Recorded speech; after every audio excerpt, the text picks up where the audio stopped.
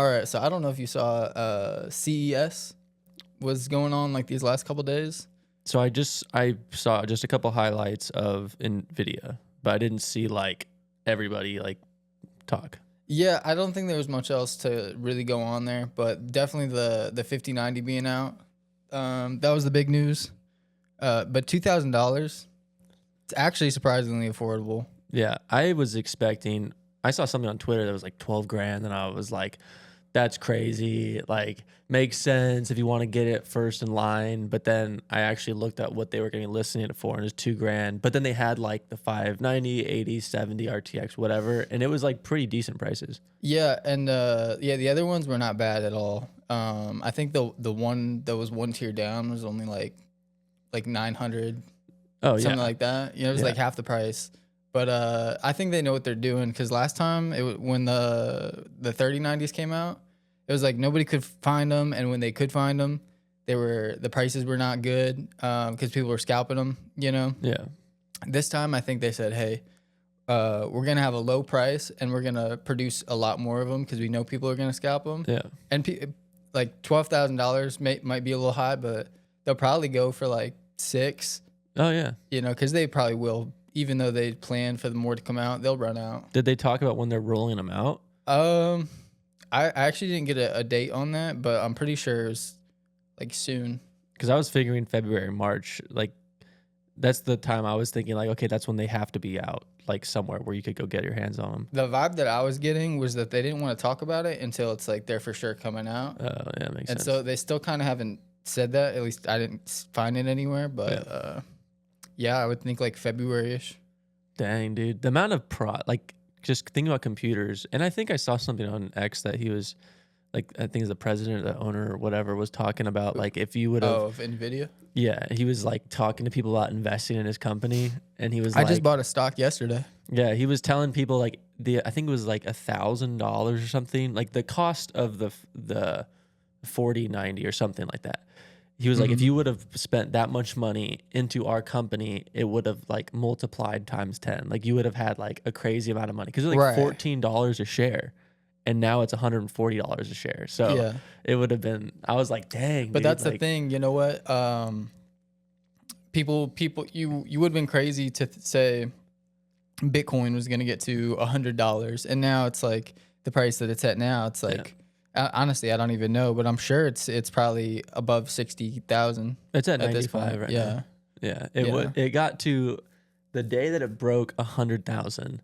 Everyone was like losing their mind because there's people out there that are billionaires that just don't talk about their crypto, and they have like $10 billion in Bitcoin, which is insane. But it used to be last year like $50,000, and now it's just at 97 or whatever. Because out of all of them too, like that's the one that is. I mean, it's the leader coin. It's setting the trend for everything else. It's like you really hit the jackpot to have enough, like have the foresight to have enough, and then to keep it. Yeah, and then to still like the people that I'm sure now, you know, for the most part, the people that have it, it's past the temptation period because they know it's just like. You don't cash out on this. You live off of this, you know? Yeah. So I used to be really deep into crypto, and the idea for a lot of people, or the thought was, if you hold this much equity in Bitcoin, you could technically loan it out to companies to be like, here's my Bitcoin, take this as an investment, and then you make money off of that. So you're basically like renting it out. So you never have to liquidate your asset.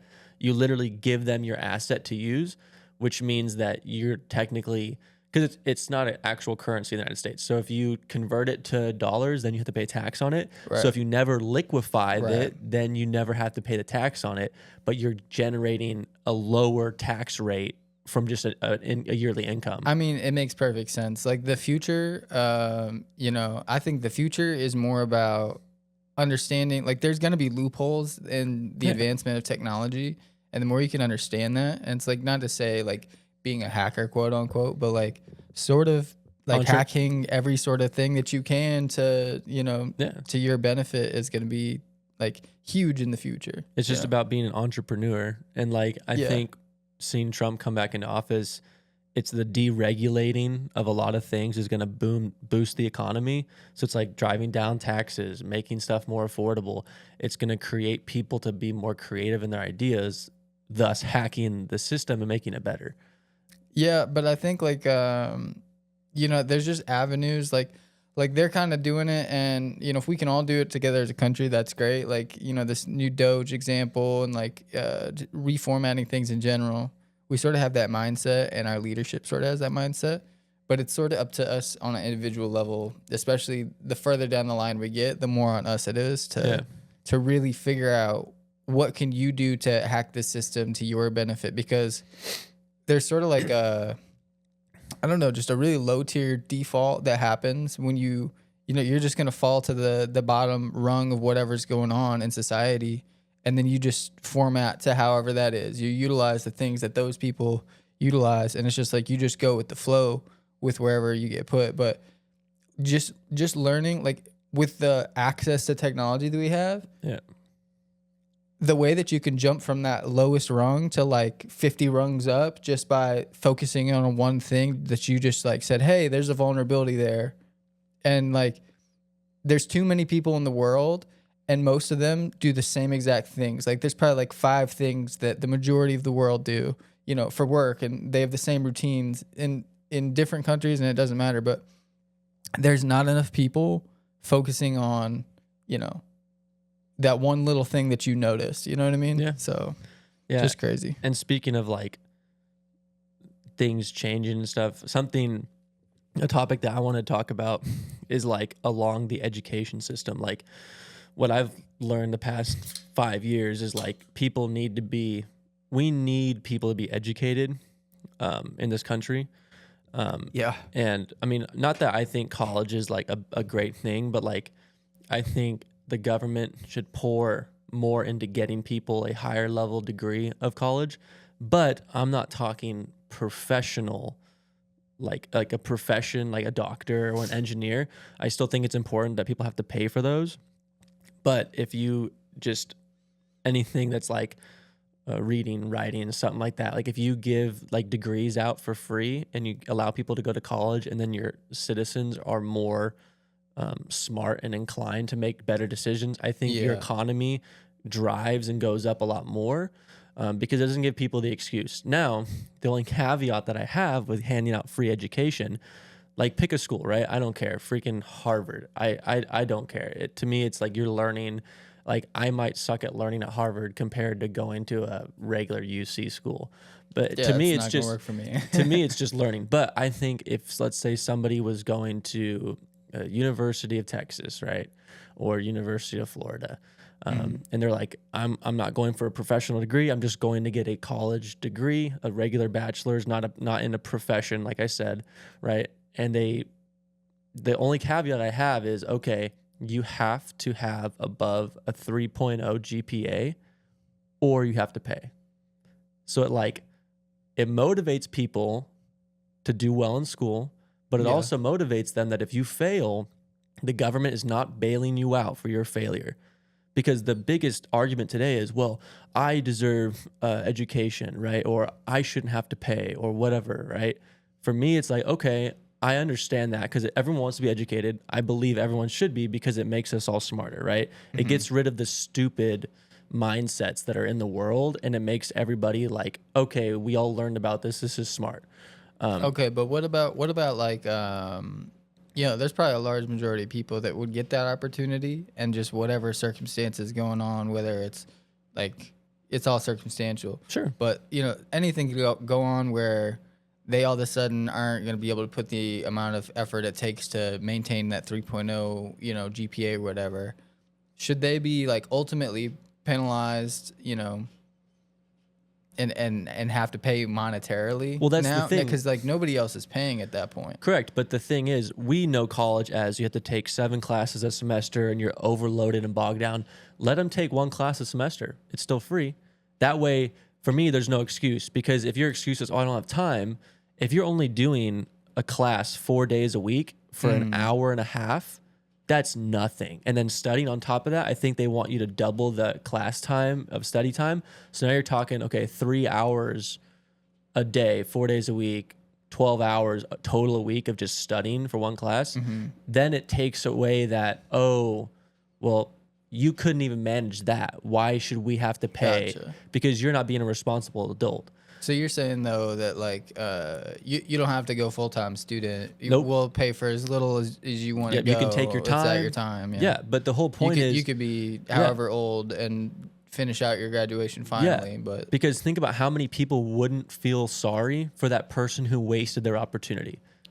Because if somebody's failing out and then they're throwing a fit, the amount of people that are like, why are you throwing a fit? You had all these different avenues that you could have taken. That was your choice. You made that like you were the one who put yourself in that situation. There's no one to blame. You literally had free college. And give them opportunities to take breaks. If they say, hey, I want, like, you can take up to 2 gap years or 2 gap semesters. If you're feeling bogged down, go ahead and take a gap semester, but basically saying, hey, you have 6 years or you have 7 years to finish this degree, or do that type of thing, right? It gives people the opportunity, but think about like the implications of debt in our society. You're teaching kids to get into debt, in large amounts of debt, super fast out of school, right? And all they want to do is go. they're not equipped to handle it. Yeah, all they want to do is they just got out of high school, which means they're no longer bogged down or whatever. So they want to go out and have friends. They want to go party and like travel and all this stuff. But then you're immediately putting them into debt. But all they want to do is go have fun and go meet people, which means they flunk out of school. They go meet friends, and then they realize after 4 years, oh, I'm $60,000 in debt. Now I got to go get a job. But all these, whether it's the university itself or all the surrounding corporations, like they all know what they're doing, preying off these kids 100%. that don't know any better. Yeah. Even though they should know better, because somebody should have been. Yeah. Like, it's not that it's our parents, but it's like the government. It's their responsibility at a job at a certain point to offer at least the education and the proper guidance, and they don't do that very often at all. Like, you could look at what they're teaching in schools. Like, no one teaches about business strategies or starting a small business. Like, nobody talks about filing your taxes. I don't think we barely learned how to write a check. You know what I mean? Yeah, and in one class. I think it was like in 7th or 8th grade for me. It was like, oh, this is a check. But now we don't even use checks. Right. Like, and it's so pointless. Yeah. But meanwhile, if we would have, I don't know. There's so many other computer skills that like they weren't taking computer anything seriously at the time. Even though, when I was coming up, it was like things were starting to change. Like, you were starting to see people make money off the internet, and it be a real thing. But you would turn around and try to tell a person in real life about that. They're like, okay, that's nonsense. Like, nobody would believe that, but there would be a bunch of examples of stuff like all around, Yeah, I definitely think the idea though would help like generate a lot of small business. Just in general, there needs to be education. Yeah, but like at the end of the day, it makes smarter people. And as a society, if you look at what China's doing, they have like their kids at 5 years old doing 12 hours of practice of one thing a day. Like they're so studious over there. And I think a lot of it's forced. But imagine here you give 18-year-olds the opportunity to not have to worry about money and go fully get educated. And then if they want to go into a degree, like an actual profession, then they have to pay for it. But they didn't have to get bogged down for their first 4 adult years. They didn't have to get bogged down by debt. They went and did the experience. But let's say that they were like, you know what, this isn't for me, right? I'm just going to finish out my 4 years. I don't want to get a professional degree. I got educated. I went to a trade school at the same time. Like, now they don't have to worry about all this debt that they would have had previously, and it gives them that ability to decision make. Because normally, like, what I've told people that, like, when I used to like manage and stuff, I used to tell people, if at 18 years old you didn't go to college and you waited until you were like 23, 24, right? You're still a young adult, but you went and got 6 of your friends. You all moved in together. Each of you worked 10 hours a day, 5 days a week, and you all went and bought a house together. If you did that for 3-4 years, you could all sell the house after that time. It would have appreciated in value, right? You would have had some place to live. It would have been super cheap rent. You're with all your friends all the time. You have plenty of time to study, play video games, whatever. And then you can sell the house after that, or you could buy out somebody else's equity in the house. And then you have all this money. Now you're 23 years old with $60,000 in your pocket.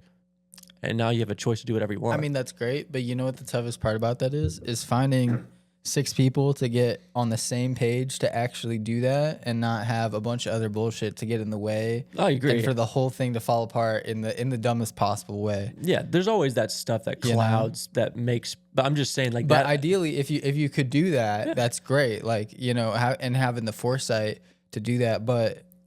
You know, just being a 21-year-old kid or whatever, you're not gonna just figure that out. Or But the idea is somebody has to show you that. Yeah, the idea I'm trying to say is they don't teach you to think like that in high school. Not at They're all. teaching you go get in debt or go play video games. They're not teaching you, hey, like think about how this decision could impact the next 4 years and what it would look like. And literally, it's just like they're just throwing kids through school just yeah. It's well, crazy. I think it's there's like a bunch of different pipelines that are just going on. There's you know, you can get strapped with that, go to university. You could go join the military. They'll pay for your college. You know, but then there's a bunch of other stuff that it gets real weedy, and especially lately. I mean, I haven't looked at what they're offering nowadays, but like it gets weirder and weirder, and it seems less and less worth it.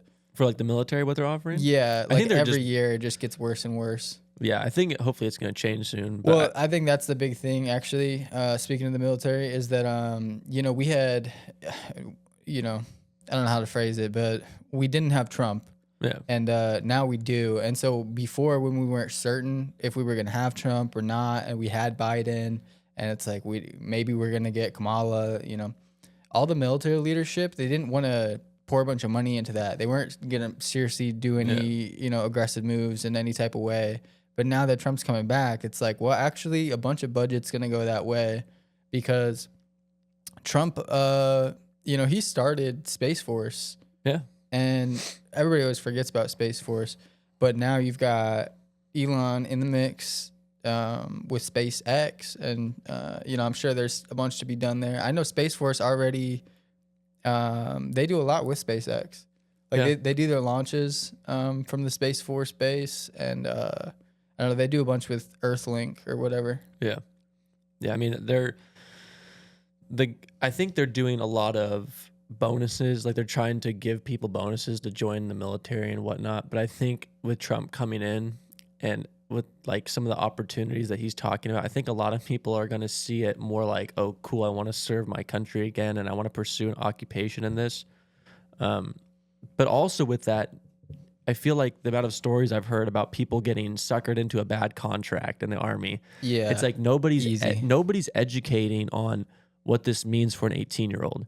Because at the end of the day, you sign a government contract, it's not like anywhere else. Like you try to leave, they will go find you and put you in prison. Like going AWOL or whatever. Like yeah, you're completely out of your. You're locked in. Yeah, like nobody's gonna come save you or do anything about that. You're definitely like the U.S. military is gonna control you or do whatever. Yeah. You know, contractually they can. You sign this, you're a dumb idiot. You know. Yeah. But and no offense to anybody, but like, you know, there's a lot of recruiters that will talk like that too. You know, it's just these, you know, oh, the dumber the better type of mindset, and there's a lot of people out there just actively recruiting with that mindset. It's crazy. Yeah. But instead of like, I think it'd be a great business idea for somebody who is like an ex-military of some sort, just put on a class and just be like a day class, charge $50 a person and just say, hey, you know, this is what this means. Like, this is what you will be doing if you're a such and such rank, or if you're like this type thing, like this, like break everything down. So that way everyone's educated on what they want to do before you go in and the recruiter makes you sign some BS. No, but it's like they're definitely, whether it's directly monetarily or not, they're profiting in some sort of way off of the miscommunication, the misinformation about what's actually going on. Yeah. And so they have kids coming in, and it's like, you know, they want the kids coming in not knowing exactly what they're doing, maybe having an idea, throwing a bunch of options at them, testing in them, and then telling them what they're going to do. Yeah. But it's all just a bunch of, I mean, in my opinion, and not to, you know, everywhere you go is going to be a little bit different. But at the end of the day, they could have just told you, you know, what you're going to do. Yeah. And they have the processes for it. But, you know, everybody goes in thinking, you know, oh, I'm gonna be this elite soldier doing whatever, Yeah. and then all of a sudden it's like, here's your 3, you know, jobs, and none of them are combat, you know. Yeah. And No. and that's the truth, is like, you watch those commercials, and it's like, they don't show the maintenance guy working on the stuff, or I mean, they show those clips, but like, they're definitely focusing on the people, you know, Yeah, hopping out with the guns, the badasses, right? yeah. So Yeah. yeah, but it's just a common misperception. That's, I mean, you're the military, how else are you going to promote, you know? Yeah. But I think, yeah, they definitely could do a better job of just letting people know what it is, have a better pipeline into it. Because the other thing is, the pipeline coming out of it is worse, and it all could be, you know, adjusted and improved, and the system of it could be completely redesigned. But not to pick on that system, it's like, that's probably not the first system on the list of things to that just need reformat in general. You know, justice system, school system, you name it. But there's a lot going on. Yeah, I agree.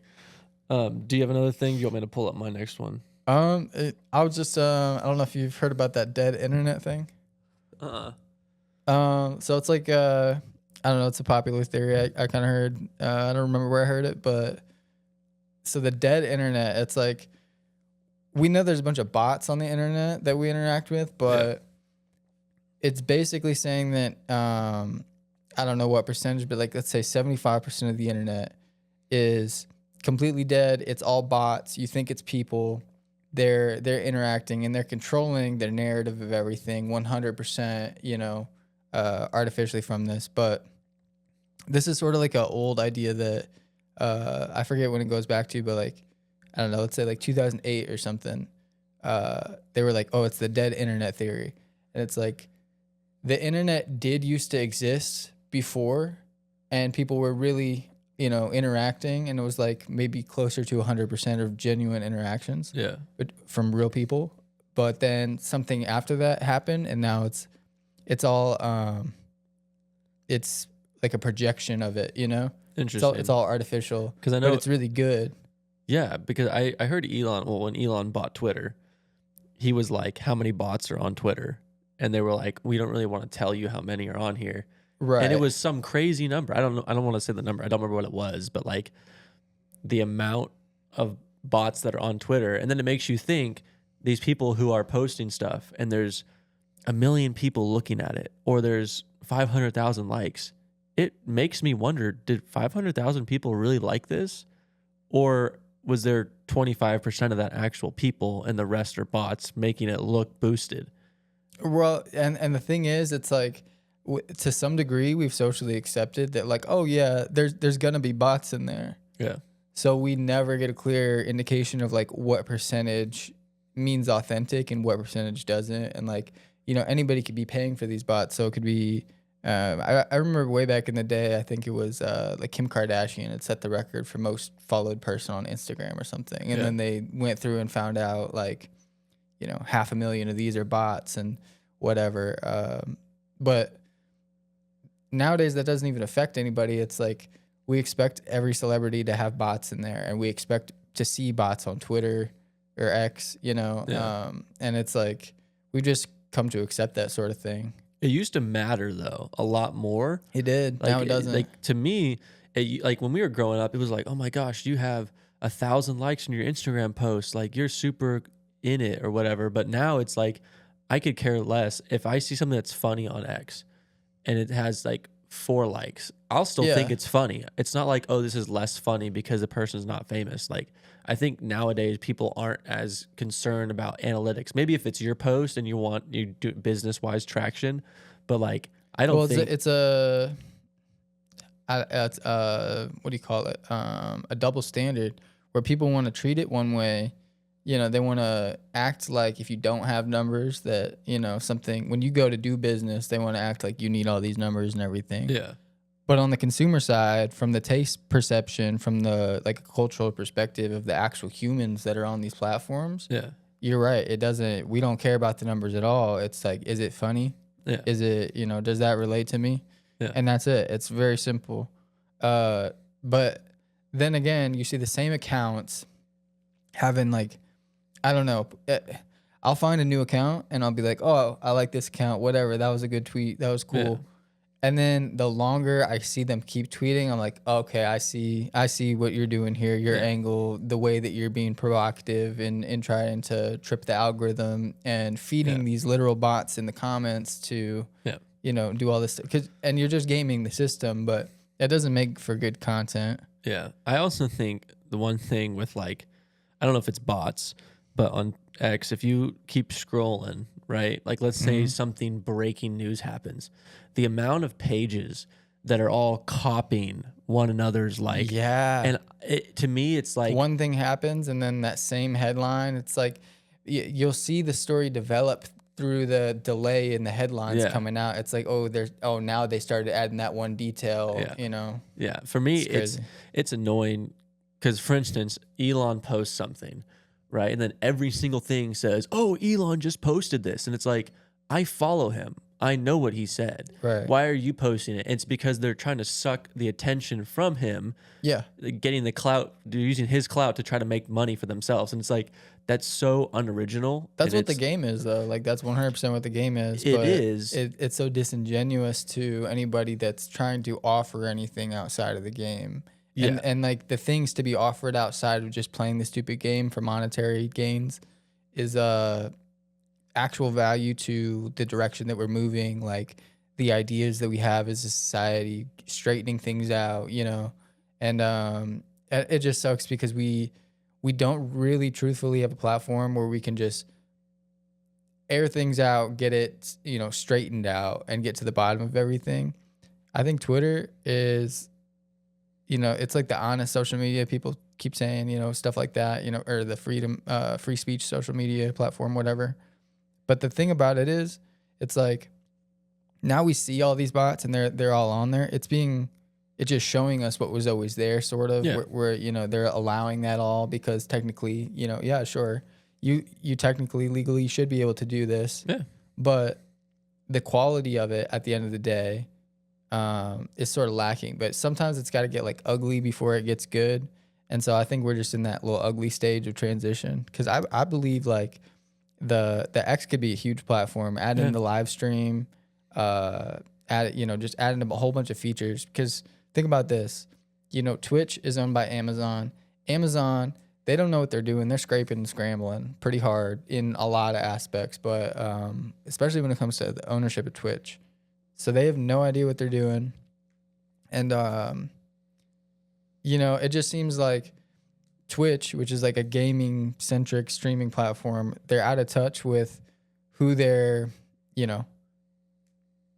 like who gamers or who stream watchers, what they're in touch with, what they really want, the direction things should be going, the way that you should run things. And it's like, they're more concerned about the monetary side of stuff and like all this, whatever.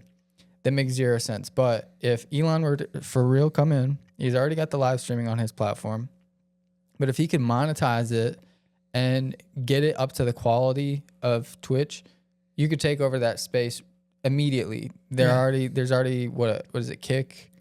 And there's like just a couple other streaming platforms now. Yeah, there's only there's only 3, I think. The green one. I don't know what the green one's I think called. that one's Kick. Yeah, YouTube's. Oh yeah, YouTube. And that seems to be the main one that people legitimize other than Twitch. But if X was a serious thing, I feel like it would take over that space. And realistically, TV died and then YouTube and, just video content sort of took over the space. And then it's like that live streaming content, it's sort of like trickling over there to be, I don't know, just the current, because realistically speaking, if everybody is watching and consuming live streams, one thing happens, that word of, it'll spread like wildfire way faster than if somebody watched a video, then had to tell somebody. It's like, so if we're moving into that, that world where, and that delay, just like we're talking about the, like the government or whoever profits off of that delay and things. It's like you used to be able to like lie about things or get away with stuff because they wouldn't be able to fact check you in real time so quick, whatever. But moving into an era where now you have to be 100% about everything and be on it and be able to back it up. And, it's an interesting world to grow up in. Yeah. I know for a fact that, or not for a fact, I'm pretty I sure. know. I'm pretty sure that Elon applied kind of like PayPal, but he applied to have money services on X. He co-founded PayPal? Yeah. Yeah. Yeah. I know that. But I think he applied to have that X could be not like a bank, but they could have like money services. They were going to have like a card, right? I don't know if it was card. I think it was going to be around crypto. I think it was going to be like kind of like everything. But like people were going to be able to do monetary stuff. Because like YouTube, right? Google has their own pay platform, Google Pay or whatever. Right. Like I think he was trying to have something like that, which then goes to the streaming thing like you were talking about. If somebody's streaming on YouTube and somebody wants to donate or whatever to a live stream, and they can do that. Imagine if the money's already tied in through X and you already have that streaming, and then for the viewer, it's already so much more user-friendly on X. But then for the person who's actually the entertainer, if money's already linked, then it could be even more streamlined for the entertainer, which means they're going to pull all the good entertainment away from YouTube and Twitch onto X. And if they pull everybody, then X is just that's what I'm saying. And it's 100% possible. I've been thinking this and saying this like for a while about, and not to bother Elon, because it's like I feel like that man has a lot on his plate. But does he? And does he? Yeah. See, I was gonna get to that. Yeah. I was gonna get to that. I don't know if he really does or not, but he definitely does actually. Yeah. And it's ridiculous to ask him to do something, but if he did that, that would be huge for everything that he's doing. It legitimizes him in a whole different space. But really, it's sort of I would put it like this. Steve Jobs was a visionary. Mm-hmm. We don't have Steve Jobs anymore. Yeah. The Apple ecosystem, I don't want an iPhone anymore. Yeah. I would like to be off of iPhone. If there was an X phone, I would get the X phone. Yeah. I would be over there. I would like to see Elon take over the tech space entirely. Like he's dabbled in it. He's got his feet in the water. I want to see him fully get in there, make a splash, change the perspective of everything. And really, because he is a visionary, he's a huge idea guy. Yeah. Let him lead the innovation on where we need to go. Because if you don't have somebody leading the innovation, people will just make marginal improvements and argue to death back and forth over which company is doing it better. But nobody's making anything better. Yeah. They'll make the same thing. Yeah. And I think the thing that we're seeing with AT&T, Verizon, T-Mobile is that they're just leeching off of these phones that are being released, and then they're like advertising the phone. Like every commercial I see, they're advertising a phone. They're not advertising their service. And imagine if you're X, you could advertise your phone on your own service. So like AT&T doesn't have just their phone. Right. They have the same phone. So all they're doing is, we can give it to you $3 cheaper than Verizon. But if X, that's huge. If X came in and was like, hey, we're just going to cut all that out, and then we have our own phone, and then you can cut. Because with Starlink, and you already have that, like everybody will soon. Well, because right now also Starlink is like maybe marginally less good than your average internet connection, let's say. Yeah. But like pretty soon, you'll be able to get like lightning fast internet pretty much anywhere in the world, and everybody will have Starlink. It'll be the most convenient thing. Then you do the cellular connections running through the same stuff. Integrated that with the pay services, all this, like not to hand somebody a monopoly. Yeah. But if there was one person I would want to have their hands on all of these things, it would be somebody like Elon. And it's not going to be a perfect system for somebody that's not at the top, no matter what. So I would like somebody that has some thought to go into it, Yeah. I mean, he's the guy to do it. Or not necessarily he's the guy. He's the guy with the money. And he has his businesses in a place where he could do it. I can't think of another person that's better suited to do it. Or no. I'm not saying him individually. I'm saying his team. Like his company is like probably the best one to do it, because then he can have his vision over it. And people, I think a lot of people are getting upset that he has his hands in so many things. But for me, it's like if it's working, Like he has 6 different things working. Wouldn't you want him to make this thing also work for the betterment of everybody? Because people are just getting upset. I feel like that he has I so think much people control. just haven't seen it all work. People are skeptical of stuff. Like, Yeah. and you know, I'm probably skeptical of some things, especially like, you know, oh, Cybertruck comes out, you know, I'm not 100% bought and sold on the Cybertruck, but Tesla as a company, the things that they're doing, the place that they hold, you know, their value in the marketplace is significant. You know, I remember it was like just past 420 or something like that recently, but uh, I mean, it's crazy because it used to be nothing. It was just an idea. Nobody was driving an electric car. I forget the. I used to have a Prius, and then Nice. like back in the day, and V8? no, not Was it a V? V8. What was it? It was like a. I thought it was a V8 or V6 or something. I thought it was a powerful I engine. mean, no, it was a hybrid. No, I know, but I thought it was some. Anyway, I thought they used to have crazy engines. No, I mean you could probably swap it. You could definitely swap a bunch of stuff into a Prius, Okay. and that was for sure a thing back in the day. But no, I just had a regular old rinky-dink Prius, hybrid, whatever. But Flash tuned. no, run of the mill standard. But back, I don't know. There was some other weird. Maybe was it the smart car was out Yeah. back in the day, Yeah. right?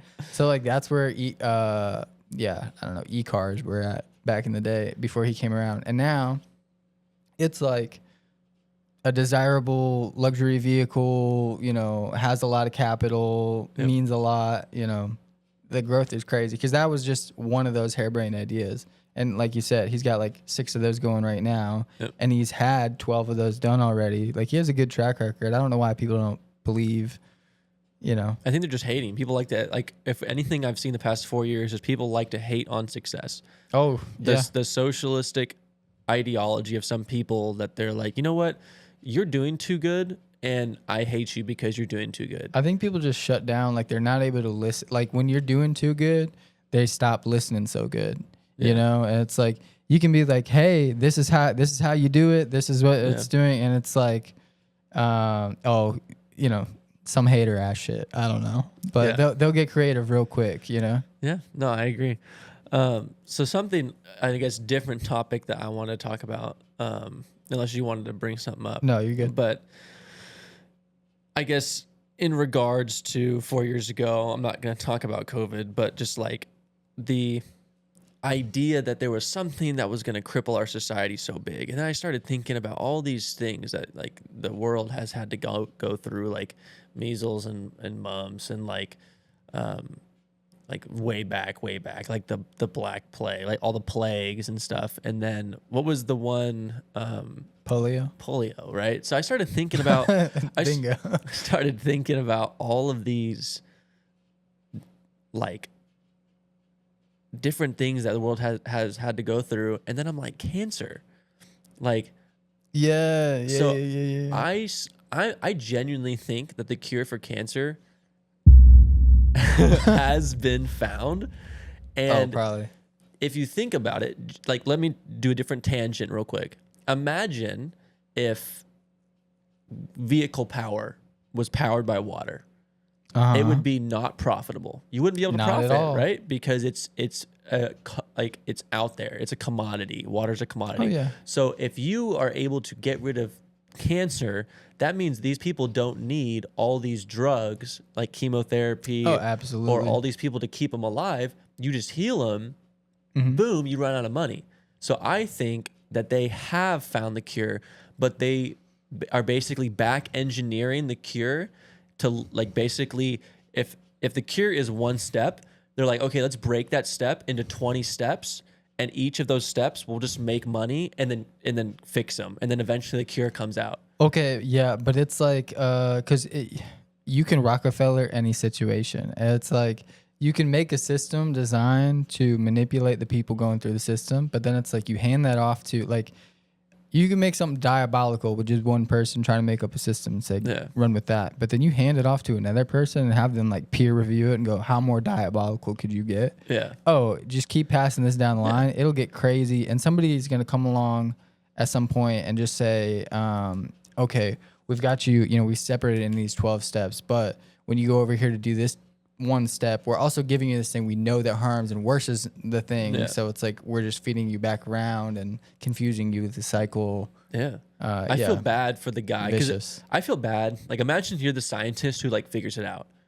Would you go say something? I wouldn't, because all they say is, yeah, make sure you put all your stuff on the file so we can take it, and then you just get killed the next day. I feel like if you're a scientist, you have to have like a get out of jail free card, so to speak, in your back pocket at all times. Yeah. Of like, you can't kill me because I know something. Like trust me, I know this yeah. one thing, and I'm not going to tell you what it is because I'm the only one that's figured this out. But nobody will ever know, because Yeah. otherwise, like, I mean, You give him 90% of the equation, and you're like, I have the other 10 in my head. You can't kill me. well, otherwise you'd have to be 100% victim to whatever they want you to say or go with or do whatever. Like there Yeah. wouldn't be any room for a real scientist at that level. Yeah. But I genuinely, after seeing them engineer what I believe is they engineered code, like if China engineered COVID I or whatever. think that's out there. Yeah, but like, pretty sure. if that's what happened and it got released, the amount of people we have that are scientists working on stuff, and the amount of like blood tests and the tests that all the doctors get, and the amount of data that's out there, there's no way that cancer hasn't been solved. Like the fact that we know. Oh, I bet it's been solved, and not just cancer either. Like a bunch of other stuff. They were 100%. saying AIDS. You know, like Magic Johnson got AIDS like years and decades ago, really. Yeah. And he's fine. Like, Yeah, there's some people. I mean, I think eventually we're going to start seeing politicians like being not dying from anything besides old age. And it's like, oh, they had cancer. Oh, they recovered. Or, oh, they had AIDS. Oh, they recovered. Like, and they're the ones who aren't dying, or the people with money are the ones who aren't dying. well, it's crazy because what's his name just died. The other president? Yeah, Carter. Yeah, he was old. Yeah, he was, and a lot of people forgot he was even still alive. I remembered that he was still alive because I remember the last time all the living presidents got together. I was like, oh shit, he's still alive. Yeah. But I was like, damn, I guess he's still Was kicking. it 2016 or 2012 when they all got together? I think it was 2016. That sounds more right to me. Okay, that makes sense. Because he's died at 100, right? So I don't. I didn't see. I think it was 100, but he would have been still really old. But okay. So it reminds me of when you're saying like they don't die of old age or whatever. It reminds me of what was it, Futurama? They have like Nixon's head in the jar and shit. Walt Disney. Walt Disney. Yeah, you'll start to see that stuff for real. And I wouldn't be surprised. If people could extend their life, they would. Like I wouldn't be so opposed to it. Yeah. Like if it was good and like and it didn't seem so unnatural and you weren't just like reaching for it so hard. Yeah. But yeah, were you gonna say something? Yeah, I just going back to them living forever or extending their life. I think that I saw something on X the other day where somebody was saying there's like 4 tiers of like humans, and there's like a basic human, and there's like the rich people, and then there's like the people the CIA has chosen to be like alpha humans, and then there's like God or something like that. Mm-hmm. But for me, I was like, I think the government thinks that they're genuinely smarter and their life is worth more. Oh, absolutely. Just because of their title. So they think that, oh, I deserve to live more. I'm the one making the decisions. I got voted in by 20,000 people. Therefore, I should be. I think that's a lot. Not a lot. That seems like, crazy to a lot of people. But first of all, if you've ever had a manager or any sort of relationship where somebody is over you, it's like at some point you've seen somebody power trip, like and over the smallest things, and it happens on a little level in your little life, let alone on a huge level. Where you have so many people depending on you, you get paid so much, and you can pretty much do whatever you want. You have so much liberty. Yeah. Yeah, it'll definitely get to some people, but then you start filling in some of the blanks like in between, and it's like, okay, what if you find out like, okay, they're actually all sort of related, and they've got this hidden lineage that they're hiding, and so what if you're part of that family, and your entire like you remember at the beginning of what's that Nick Cage movie with the treasure, National Treasure? Which one? The first one? Yeah, the first one, the very first one, very first scene of it. I'm pretty sure. Well, maybe not. Maybe after the Arctic. I don't remember. But the grandpa's talking to Nick Cage when he's a little kid. Oh, that's at the very beginning. first scene in the movie. Yeah, Okay. yeah. He's reading out that book and he's telling him, you know, you're a knight. It's in our blood, you know, whatever.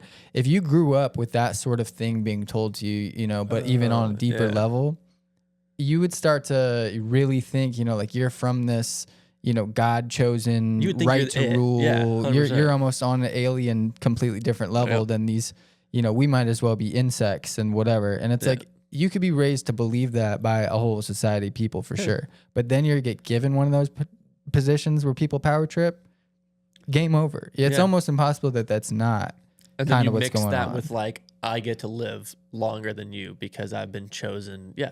Yeah, but then you would hide all of that. And even maybe like, what if the way that you could lengthen your life was to, what if people had to have disease in order for you to, what if it's like nature's way of balancing things? Yeah. You know, like by you artificially taking life from somewhere, it's like you stole it from somewhere. And now these diseases pop up. You know what I mean? Yeah. And so you saying that reminds me of something else that I saw or I've heard about, not just recently, but for a while, is imagine you are the Secretary of State, right? Okay. Let's just say it's not the president, it's not the vice president, secretary. You're still really important. You're like what, third in line? I think it's third. Yeah. No, third. Somewhere in there. I don't know. Secretaries, right? Yeah, because the Speaker of the House is like fourth, I think. But imagine if you have a bad heart, right? And you're like, man, I need a new heart. I wonder if they just go, because organ donors, I don't know if you know this. There's theories about that. To be an organ donor, you have to be alive. In order for your organ. I would hope so. Because if you're dead, then your heart dies. So like imagine if somebody is like kidnapped, killed, heart ripped out, and then this person gets that heart.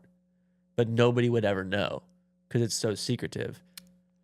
That's, I mean, super plausible, super easy. It definitely happens.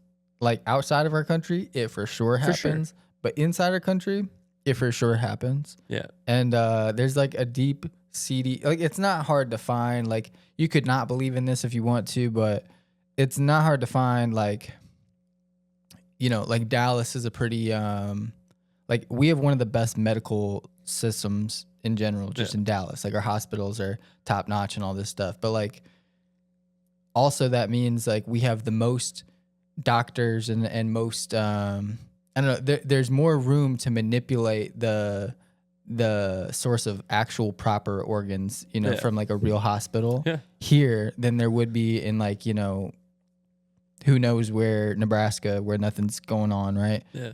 As medically. And so if you have like a big area where a whole bunch is going on, you've got a bunch of doctors. So there's a whole crowd of doctors for some shady doctors to intermingle with, source these things. Dallas already has a huge, you know, just shipping. We've got, you know, a lot of stuff coming in and out. It's like a place like this is a great opportunity for something like that to happen. And I'm 95% sure it happens all the time. Yeah. Either because, you know, they have like the waiting list of like, oh, you're next in line to get it. Mm-hmm. It's either they're jumping the list and they're the next one in line, which would be more moral in the sense of you're not killing somebody to take their stuff.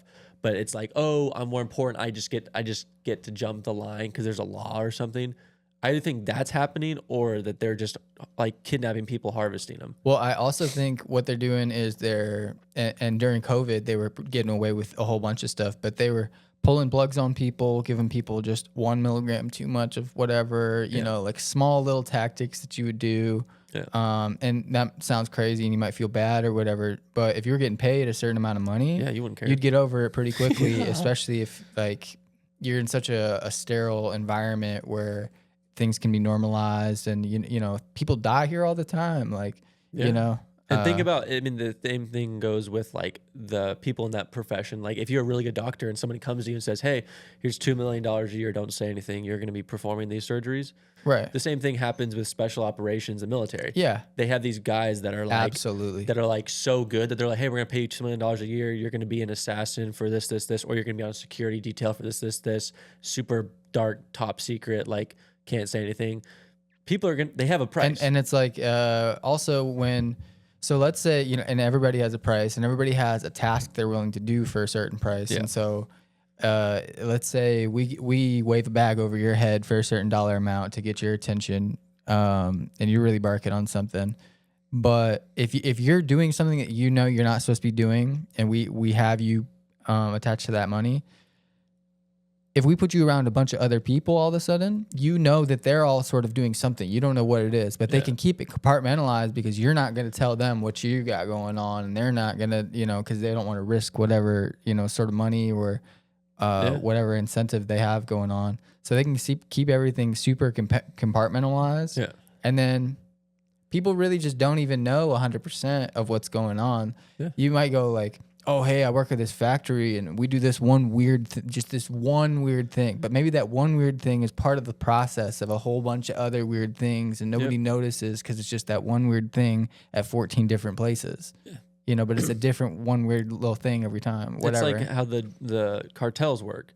They have this person take this product, drop this there, and this there, and this person makes it, and this person packages it. Everything is compartmentalized. You don't know all those steps. Yeah. You just know you do your one job, and that's it. And that's how it's supposed to be. And it's smart, but it's interesting that you know, you say that about like the government, because they do that to like, you know, like soldiers for sure.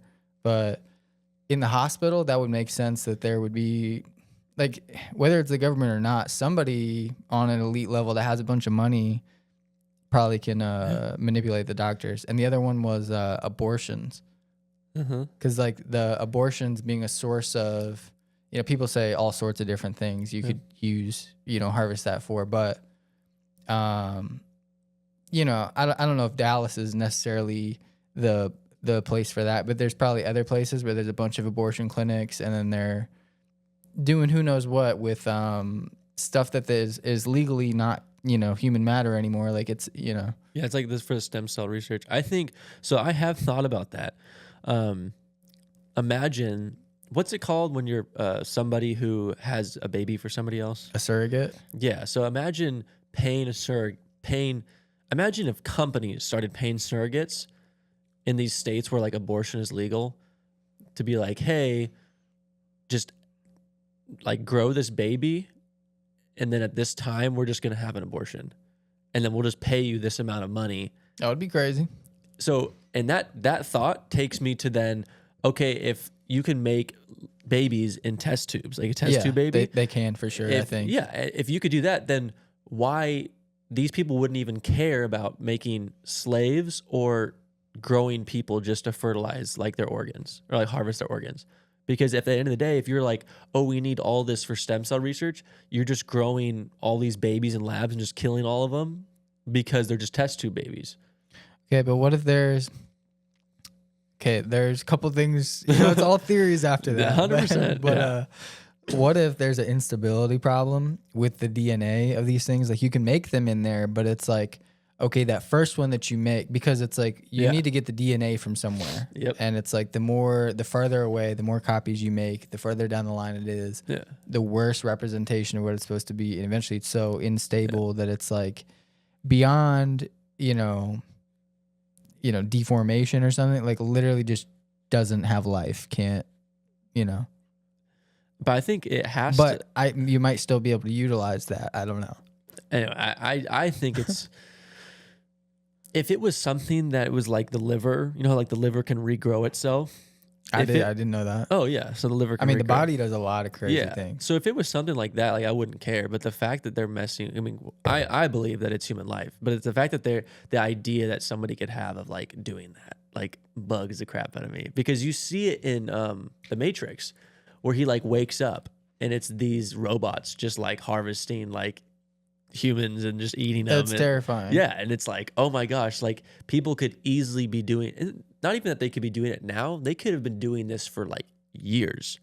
Yeah. And just like all the stem cell technology, like all this stuff, like, and they're just selling it because they can. Like, to me, there's a reason why there's so much pushback, I think, like in a lot of these states, because the money. I mean, you have to follow the money at the end of the day. Like, just like people follow Nancy Pelosi's stock trades, like, and they're making money off doing it too. oh yeah, but if you follow the money on everything that you think is weird, at the end of the day, like, people are just using means to make money. They don't care if it's moral or immoral. They're just like, hey, there's money here. I'm just gonna do this. Yeah, and it's like what is your other option? It's like you either make a boatload of cash doing this thing that you don't really have to be so hands on with, but is maybe not 100% moral. But everything else in your life is great. You get to act like you're a perfect person. Like Hillary Clinton pretends to be a good person.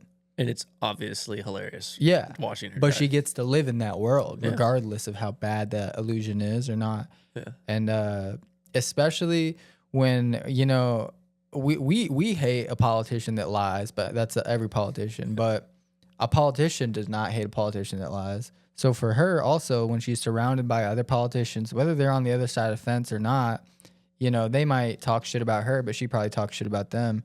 And it's like, but when they get around each other, just like you're talking about the other night, like people just all of a sudden can, get cordial. But I think, so it's like a two-phase. Either they're scared to be confrontational in person, or they're all just playing the game. I think they're all playing the game. And they all understand that, like, hey, we don't, like, so that was what I was thinking, is like, they don't all hate each other. They're just like, hey, it's understood that I'm going to talk all this crap about you. Right. But it's understood that I don't really mean any of it, or I don't really wish harm on you. I'm just saying this. But it sort of goes both ways. And it's like, whether I'm talking shit or being nice to you in person when I see you, both are kind of fake. Both are just, if there's leverage to it for me, there's leverage to it. If that's bad for you, that's bad for you, and that's just part of the game. Which is a deeper part of the game of like, I have to be nice so that the cameras see me be nice, but then social media I can talk crap. But then it's like all these levels. That's where of the Trump game. has this whole thing flipped on its head, because he's calling people out for the where they're just smiling and pretending. He'll flip it, because she was saying, Hillary was saying, oh, it's a good reason why you're not in charge, trying to paint this narrative of like, he's this whatever. And then he goes, coming from you, how hypocritical is that? And just flips it on its head, saying, I forget exactly the way he phrased it, but because you'd be in jail, basically. Oh yeah, she was like, you're abusing the taxes, and he was like, you're right, I am, and everybody is here. And then he's like, that's how, like, but he basically said, I am doing it and everybody else here is doing it. And then it was like, if you're smart, you would. But but just the fact that like, she probably could get away with that if her opponent wasn't Trump, right? Like nobody else would call her out for that. She'd be able to just smile, act like she's a good person, move along. And then the other person would have to try to act like they're equally as good a person on a different angle or something like that to combat it. But he's going to go, nah. Yeah, Trojan horse, or not even Trojan horse, just barge straight and go, no, you'd be in jail. Yeah. Because, I don't know. And that's how the American people think. Like, that's the American attitude. Yeah. 100%. But speaking of America, history, we're definitely on I don't know, the top of a lot of topics in history. But what do you think about fake history and the altering of it throughout time? So I thought about this about 3 or 4 months ago. I always go back to this one memory in my head of, I think it was reading about the first George Bush, like George Bush Sr., in a textbook. And I think it was junior high. Either junior high or high school. I was reading the textbook. And I don't remember the exact passage, but I just remember seeing his photo in there and they were talking about him. And then about 3 or 4 months ago, I was like, everything in that book could have been a lie. Like they could have made, because there was no social media. How are you gonna fact check that? Literally. And I was like, all of everything that I know could have been a lie. Like when I grew up, the moon landing was real. Right. 9/11 was terrorists. Yep. And now all this information is coming out that's like, can I even trust like you look at the video of the Pentagon getting hit by this so-called plane. It's a missile. A missile hits that. It's not a plane. And then you think about like, okay, the moon, like the guy who's recording the person walking off the moon is already up there. It makes zero sense. Yeah. So for me, it's like I start putting all Especially these pictures, all these pieces together, and I'm like, was this real? Like, or what is fake? I guess that's the biggest thing is like, there has to be a lot of real stuff in there. Well, okay, so there's so many layers of this conversation, but sort of drifting off what you're saying.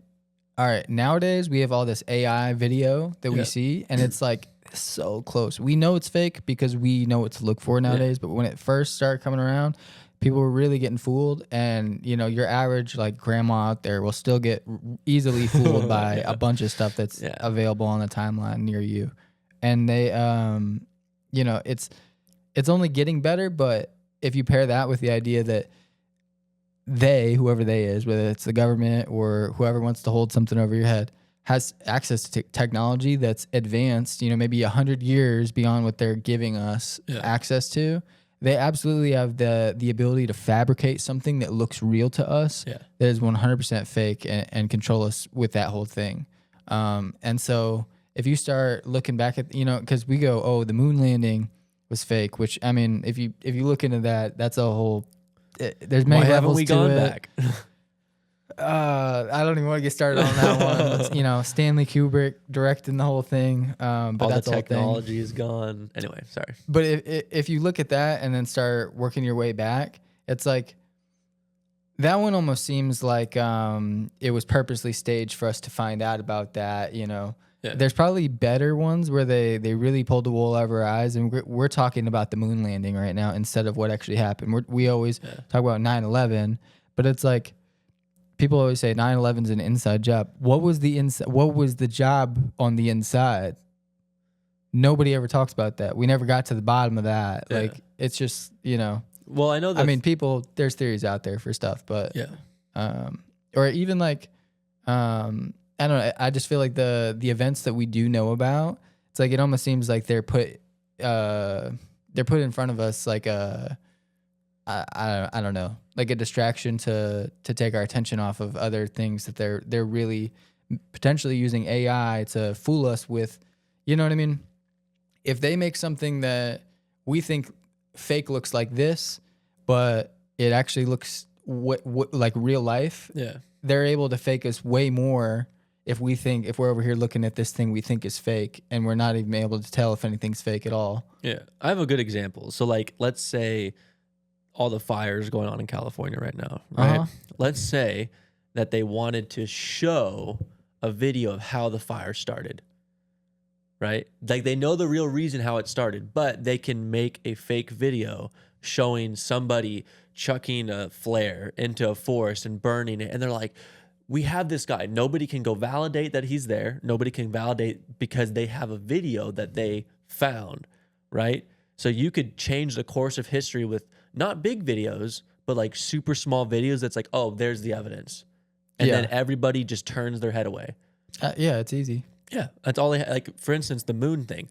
Like, imagine if they just released like they had some video that they were like, oh, this is the proof. And then everyone's like, okay, cool. Like the video of the pod dropping down. Like, there was somehow video of a pod dropping down on the moon. Okay, cool. Like, it's real.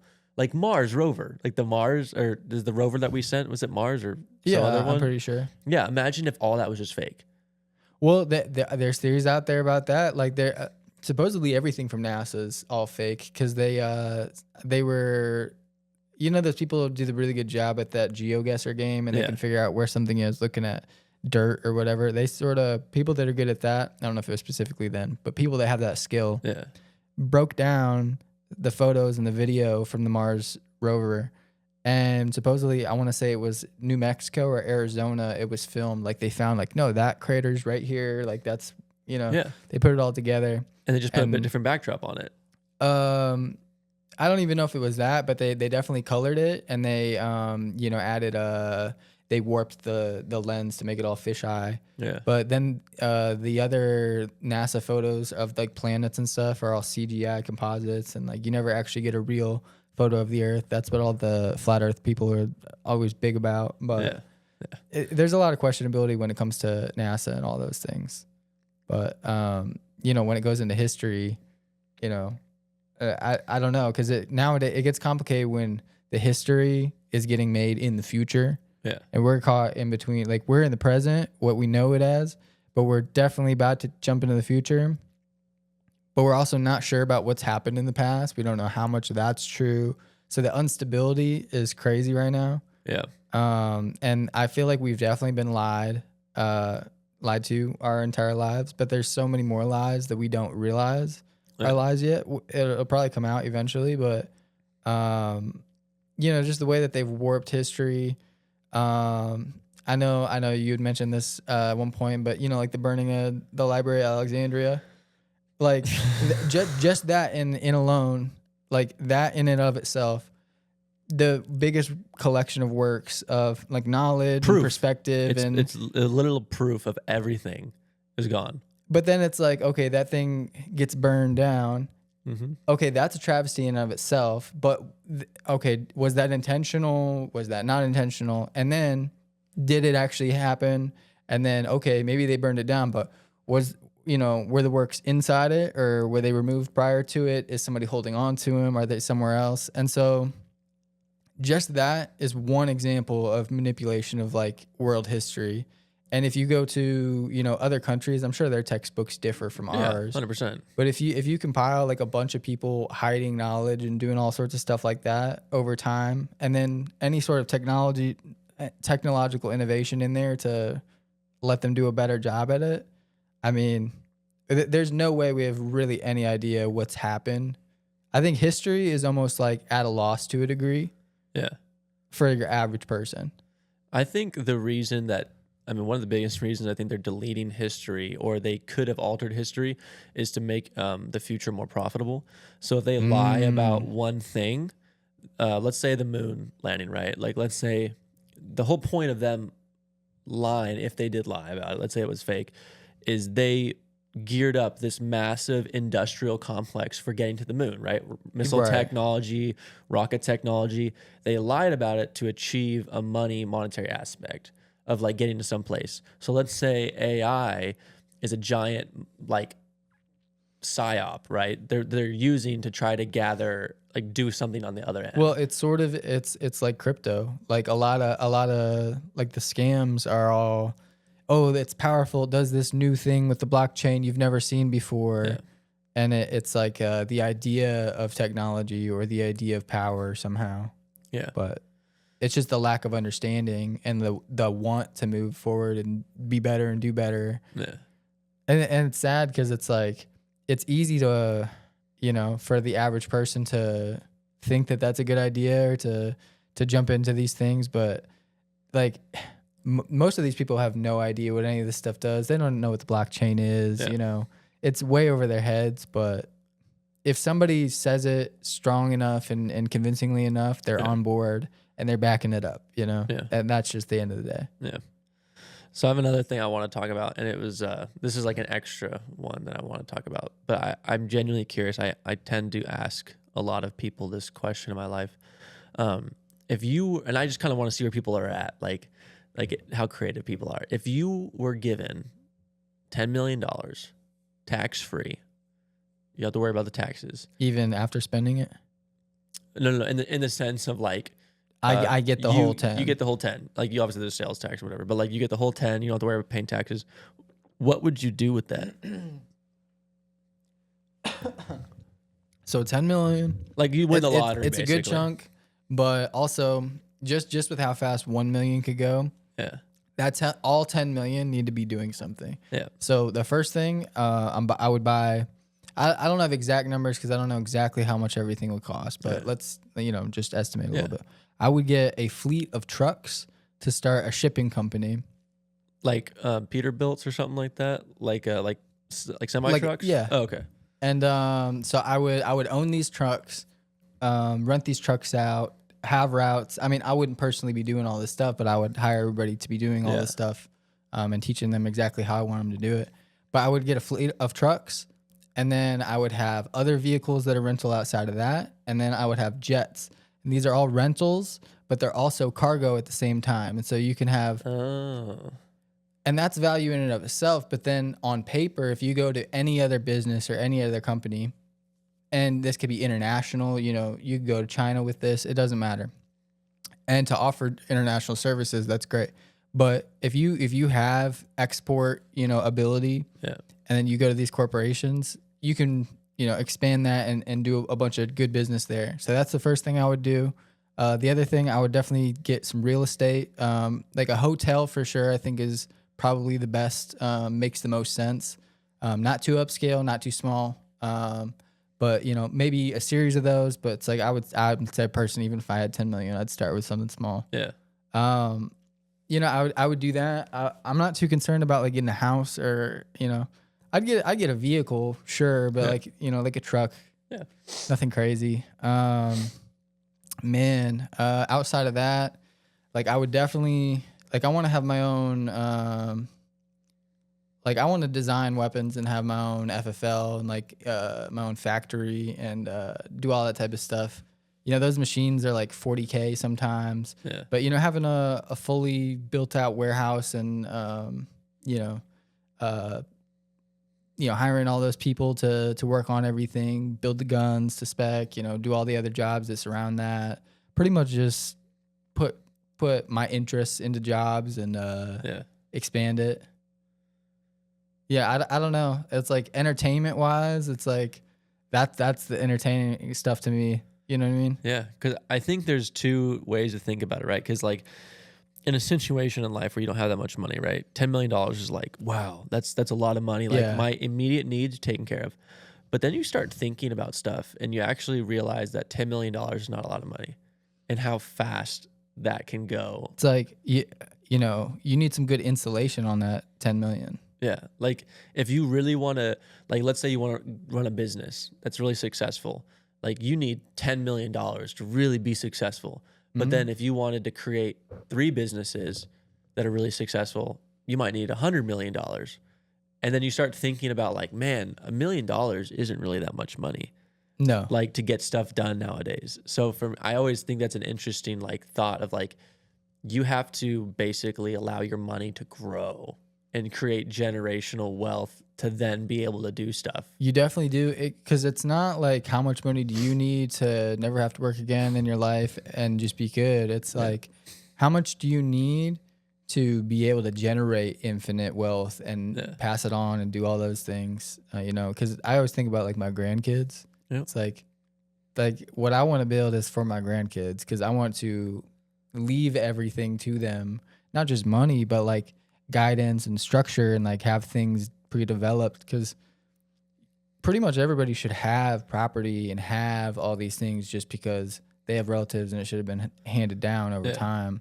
And nobody has any of that stuff because the structure is just all messed up. So insulating what you build and like being able to set the right foundation moving forward is the biggest thing, I think. And like 10 million, it would be tough to just do it off of 10 million even. 10 million is enough to start a business and then generate more money to do maybe more business ventures and slowly be, you know, insulating that environment and being able to format it to pass it down to the next generations as you're doing that. But like 10 million, if that was it at the end of the day, like that's not enough, you know, for like maybe one lifetime. But, you know, you got kids that, you know, weren't trained to do everything correctly. They're not on the same page. You maybe didn't spend your money correctly and didn't set a good example with the rest of that 10 million. So now whatever's left to them, they definitely don't do a good job. It's slippery slope. But, yeah, man, I think about that sometimes. And every time I do think about it, I think it changes. Every time. Because I see these videos of people that professional athletes or these people that win the lottery. And like, for instance, if you're like a really good football player, right, and you get a $60 million contract for 4 or 5 years, and you have like 30 million guaranteed, right? Let's say after taxes and agent fees, you get, let's say it's $15 million for lack of a better sense. $15 million, I feel like, can go a long way for generational wealth. And the fact that these people are like, you know what, I need to re-sign a contract because I spent my money. Yeah, and that's when whoever signed the contract goes, oh, we know we got you, and they have all the power. You've just given them all the power and everything. And I always think of what's that? What's his name? Delonte West. It's that basketball player. I don't know. He played. I'm pretty sure he played with like LeBron. Oh, is that homeless guy? Yeah, but now he's homeless, and yeah, he had a bunch of money, spent it all, did whatever. It's like, you know, the comments say all sorts of different stuff, you know.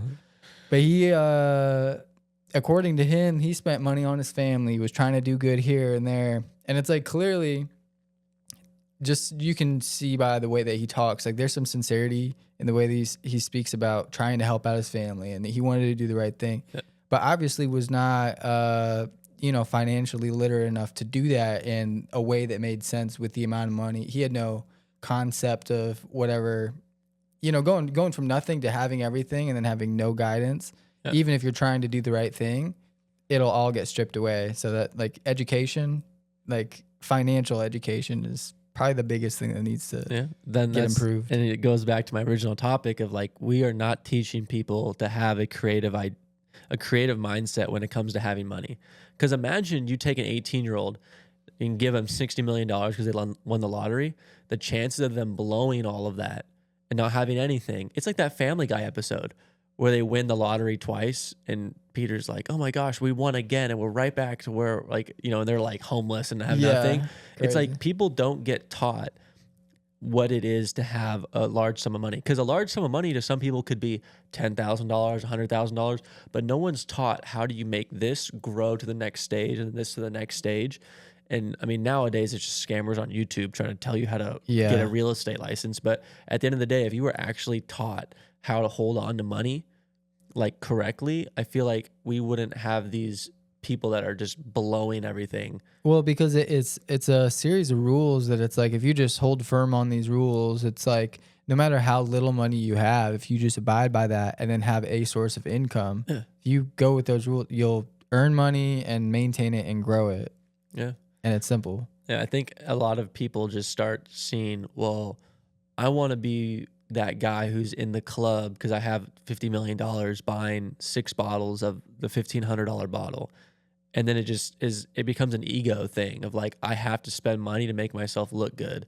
Have you seen those videos of those dudes flexing on each other, pouring out the bottles in the club? They're getting like $1,000 bottles and just like pouring them out, like staring each other down in the eye from like section to section. This doesn't affect me. Right. What? And then the other person orders 2 bottles and they're doing it and they're just going back and forth. Yeah, that's ridiculous. That's the culture. I want to say that was Houston. They were doing that. That makes sense. But that makes a lot of sense. Yeah, it's crazy because, you know, a lot of those guys, it's like, you know, they're in their 20s and it's like that's their mentality. But realistically, if you would spend your 20s, that's so temporary. Like, oh my god. Yeah, it is so temporary. It's ridiculous. And like it's temporary, but it's also always there. But you never really get anything out of it anyway. It's like it's a stupid, like, you know, it's this mindset. It's like, I don't know. The club thing I never really got. I never really vibed with the club like that. Yeah, I go and I'm like, oh, this is so dumb. Yeah. I've seen videos and I'm like, I have no interest. That to me, like I've asked people that go, I'm like, why do you go? You know, just for the vibe. And I'm like, what if you... What vibe? You literally, I'm like, what... It's awful. What if you just like rented a house and like had all 10 of your friends there? See, that I'm all about that. That's way cooler. But that's what I'm saying. But the whole point is they want to dress up. It's an ego thing. They want to dress up and look and make people look at them with their cool watches. But you know, the thing is they're going to flex on each other. Yeah. That's the thing. And it is ego driven, but it's so like, crazy. Yeah, they don't want to flex on their friends, even though that does happen a lot. Yeah. It's like they want to go flex on a stranger because they're not going to feel bad about it. But then you're in a club filled with a bunch of people acting shitty to each other and getting drunk and getting, you know, it's like, it's not a good mix. But also I don't know, everything always seems better. Like when you're hearing about something like, oh yeah, it's going to be this event, you know, oh yeah, we got good music, we got whatever. Yeah. And you get there and it's never what it's supposed to be. And like, it's like, I don't know. sometimes they're adding crazy hidden charges just for ridiculous stuff sometimes, and Yeah. just like kills the whole mood of whatever it's supposed to be anyway. Yeah. I never understood people that go. Yeah. At the end of the day, like I think people just like pain to boost their ego, or they like doing stuff just to make themselves look cooler. And at the end of the day, if you just took all that money, you could take half of it, go spend it, whatever, right? And you just took the other half and just put it in S&P 500 or buy bonds or whatever, just let it grow. Then you don't have to worry about money for the rest of your life. Like you could just live off the interest. Like at the end of the day, like you don't have to do anything, just live off the interest. But like people just blow it, and to me, there's part of me that feels bad, but the other part of me is like, man, you deserve like you had it, like you have no reason to complain, like you literally had it. It all depends though, because I think they get tunnel vision, and I like depending on what situation it is, I can't always blame them for it. Yeah, because it also like it depends who's surrounding you and your circumstances growing up in your education. I'm not saying getting scammed, but I'm just saying if you're the one who's making those decisions to go party and you lose all your money, it's like all you have to do is blame yourself. Like, okay, but the people that like, I don't know. Some people just make bad investments because they've never invested before. Sure, and that's scammed. I'm saying like people who willingly go and blow their money on their ego on literally spend it on like hookers and cocaine, and it's like that's literally what they spend it on. And then they go make paintings and sell them to people. Crazy. That seems specific and like pointed at somebody. Yeah. Oh, okay. Yeah, that makes sense. Yeah, I was wondering. Yeah. Okay. So I had this idea though. Yeah. So the internet, we sort of have these bubbles in technology, and they all, come to an end and collapse. But then there's a new era, and it's all exciting, right? We had the .com era. There's the crypto era. The internet as a whole, like when it first came out, it was all just communication, and now it's mostly entertainment, I'd say, but also information. But the internet is a tool for sure. But it's sort of just like TV sort of got replaced with, like internet video, and then that's sort of replaced with live streaming, and it's like it all sort of gets updated. The internet is probably going to get replaced at some point. Yes. We might not even be that far from it. So like an internet 2.0, and it's like this could be a VR sort of thing, or I don't know if maybe we've got Neuralink by then. And we just use the Neuralink and plug right in. But a virtual space, essentially, that's like the internet, but there's really no typing. It's like we don't interact with it that way. It's basically like you were just in a virtual world all of a sudden. But GTA 6. Yeah, GTA 6, but or maybe GTA 7. Who knows? But I think the next internet is a fully virtual reality where you get to live a different life. Yeah, no, it literally would be. Yeah, and it's sort of the start of the Matrix. Yeah, but like a chosen Matrix, and that's almost like a cool.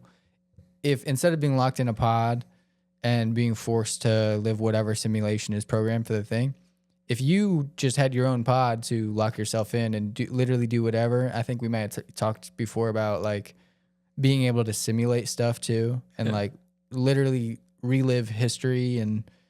From different perspectives and stuff. Yeah. If it was your own pod and you weren't like forced and trapped into this thing, it would be pretty cool. And I don't know. It's just like it's a whole new era entirely. Things in the real world would stop. It's kind of like that Ready Player One thing, but like I don't know, beyond what that movie even projects it to be. I feel like it's all coming though. I mean, yeah, we talked about this last episode, I think, but just about the whole fine tuning of individualism of like you're just basically it's AI, everything's tuned to you, and there's no more population. It's just because that's what has to happen. It's like everything has to be faked and altered toward you to where you're just living outside of the real world. Okay, so then what do you think would happen first though?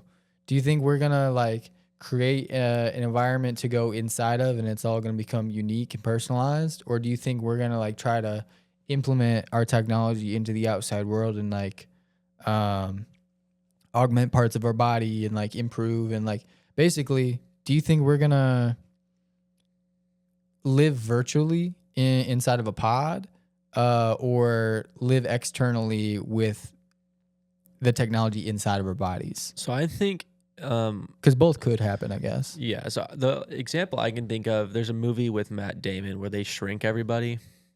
Have you seen that movie? Where it's like, It's not Honey, I Shrunk the Kids. no. So it's a movie. It's a pretty funny movie actually, where like you get to go and shrink yourself, and you get to have like this massive mansion that only costs you like $300 Oh. or something like that, right? But you basically like shrink yourself, and then you're now living in a whole separate world in the real world. Yeah. Right. And so like he gets shrunk, and spoiler alert everybody, but he gets shrunk and his wife backs out of it at the last minute. So like Oh, yeah. she doesn't shrink and she like leaves him. I feel like I vaguely do remember that movie. But it's a weird movie. Like I don't really recommend it because it's the idea is interesting, but like the movie is I didn't like it. But That was that time where CGI was still questionable for sure. yeah. But I think that what's Michael Scott from The Office? Steve Carell. Yeah, wasn't he in it also, or no? Maybe that was a different movie about it. So. All right. But the idea of, I think there's going to be a bunch of echo chambers where people what's the word? They disassociate with real life, and they just go into I don't think it's immediate virtual reality. I think they just disassociate, and there's like an X, but it's an X like platform, but it's for this type of life. And then people just don't care what's happening in the real world, and then they just disassociate. They go into this echo chamber. This person goes into that echo chamber, whatever, and then those echo chambers become a virtual reality amongst themselves. And then those people start living amongst those other people. And then after that, I think it just goes super individualistic, because people like camaraderie and they like being around people. Yeah. So I think in order to wean people off of that, they have to get the group smaller and smaller and smaller and smaller until you're like, I don't want to be with anybody anymore. I think that's like how you would have to like dial it. I feel like you've got people that are like, there's already people that just self-isolate, or even within their little group they isolate and they don't go outside or associate with anybody as much as possible. Yeah. But if you had a whole world where, you know, some people would just choose to live in that virtual world forever pretty much, and some people would 50-50 it, and some people would say just fuck the virtual world, I'm not doing that, and try to go natural or whatever they want to look at it as. And you know, the world in between, I feel like most people would be 50-50. Yeah. At least I would be, you know, if that was just the norm and that's what everybody does. And so it would be really interesting to see the contrast between the real world, so to speak, where it's still going to be taken over and run by technology in a whole different way. But, you know, you sort of have 100% control over everything in the virtual world, but in, you know, the real world, obviously you're like, everybody has to share that space. So there's sort of like a common space that sort of everybody's tethered to the ideas of what's going on there, what's doing this. Yeah. So they don't stray too far. But if you wanted to stray far, you can. But if you want to go, you know, speak with just one person in their private echo chamber, cool, nobody cares, you know. But I think ultimately that need for people to like group up and have that I don't know, just conversations. It's like the human mind wants to progress. So I feel like you would find little groups of different people trying to do things in the virtual space together. Yeah, I think it's almost like different cities. Yeah, I think it's misconstrued though. I think people want adventure, and I think like the old adage or phrase, like looking for love in all the wrong places. I think people are looking for adventure in technology, and I think that's the wrong place to look at it.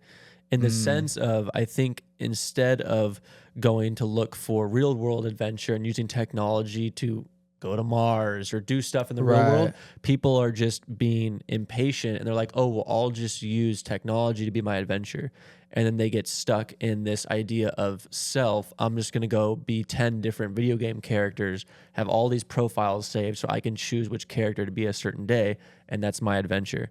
Instead of them in the real world saying, hey, let's all work as a civilization to go on this adventure to clean up the ocean, or to get rid of all the bad trees in the forest. I thought you were going to say defund the police. No.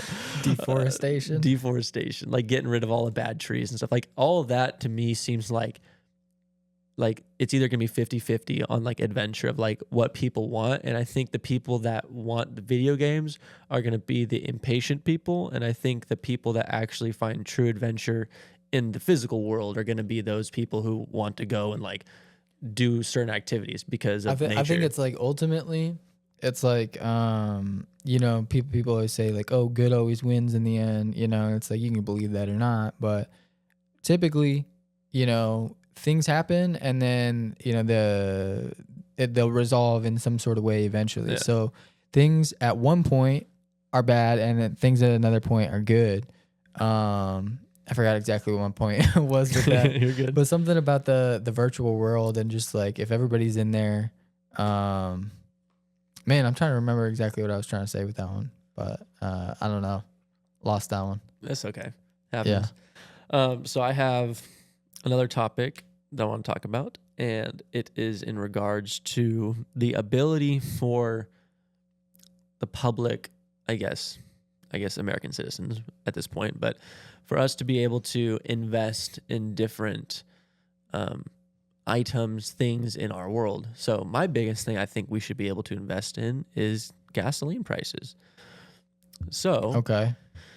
big push right now, Trump coming into office, right? I mean, we really want to get back on like using oil, natural resources, stuff like that. You need funding, right, to do all these projects, because you don't just want to raise taxes, because taxes piss people off. So Yeah. if you give people the opportunity to willingly put their money in with an opportunity of growth, then I feel like just like the stock market, you can generate a lot of revenue, give dividends and whatnot, and people actually can see where their money's going. Kind of like last episode, I was talking about you putting money in the taxes where you want it.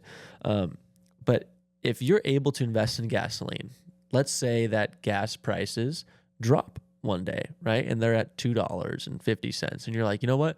I want to buy $5,000 worth of that gasoline, right?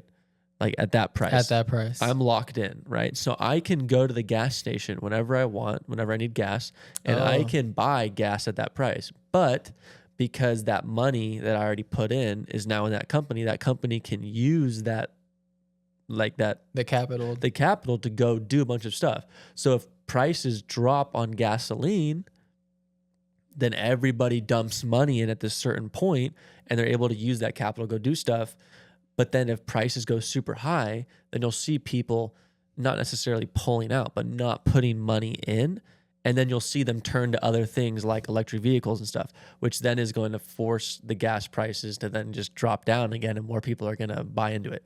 So I think if they gave us the ability to invest in electricity, like I don't know if it's kilowatt or however they, like what we have to pay electricity off of, like what the metric is. Yeah. I don't remember what it is, but if you're able to put money into like natural gas or helium or stuff like that, like I like that, like gold and silver, like on a big scale for like things like resources like that. Yeah. Where things like that, I would want to like, you know, choose at the end of the year out of my taxes what to allocate to that as well. For a lot of those things, I do like the idea of being able to just sort of buy at a certain price as well. Yeah.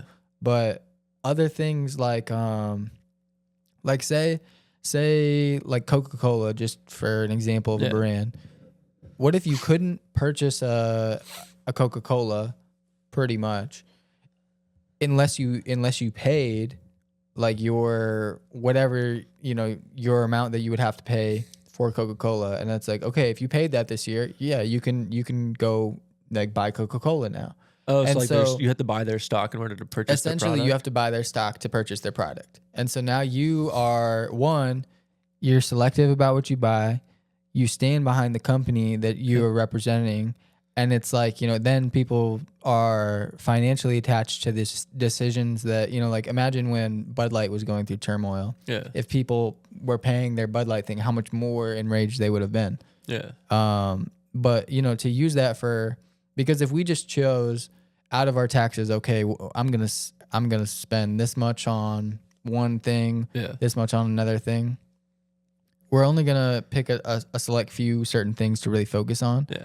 But if throughout the year we just spend a little bit on, you know what, I'll add that to what I consume out of my brands. But you almost have to have a reformat of like the stock market that's attached to this, and it sort of becomes a commercial stock market. Yeah. You know.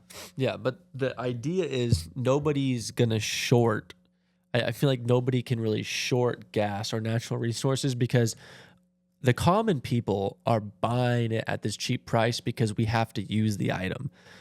Whereas stocks, we don't have to use the stock. It's just a trust in that company. But if it's Right. like, oh, I need, what's the gas we use? Like, is it just helium or not helium? What's the gas? Like normal like gas that gets pumped in your house for like heating.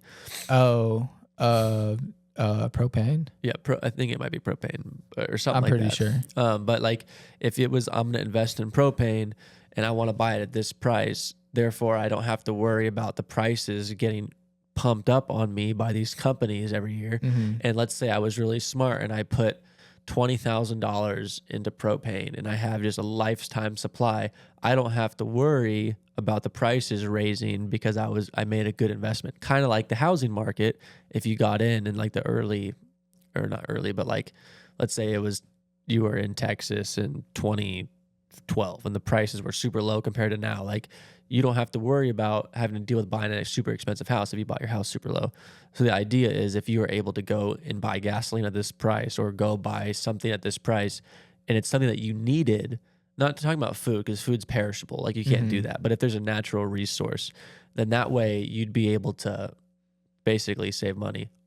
Or not or, but another thing I was thinking of is in order to build a house, you have to have certain materials, right?